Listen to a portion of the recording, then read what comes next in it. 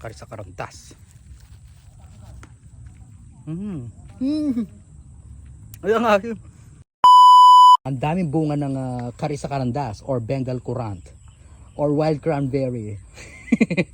Ewan ko ba? Kamukha kasi ng cranberry talaga to eh.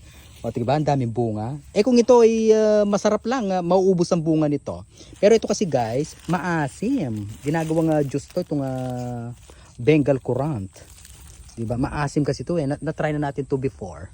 Yan o. Tingnan mo, ang daming bunga. Ang gaganda sa mata, no? Iisipin mo nga napakasarap.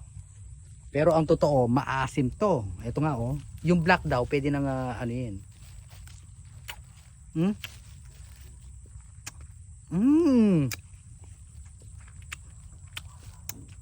Ang sarap.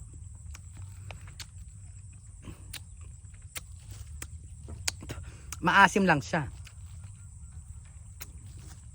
Tapos katabi pa kalamansi, ayan oh. Kaya dumodoble yung asim. 'Di ba? Gusto ko pa hanap pa tayo ng kulay black. 'Di ba? Ayan guys, mga kalamansi yan. O 'di ba? Ang daming bunga.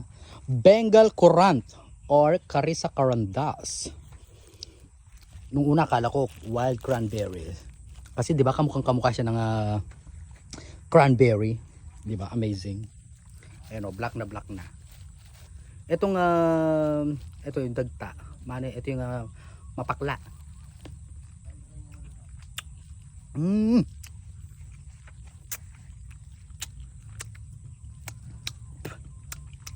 Sarap.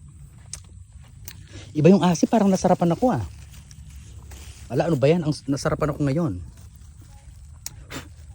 Kari sa karandas. Ayan nga. May naisip ako. Piling ko ito pwedeng panigang. Parang parang katulad ng kamyas kasi maasim eh. So pwede siyang panigang. I love it. Asim.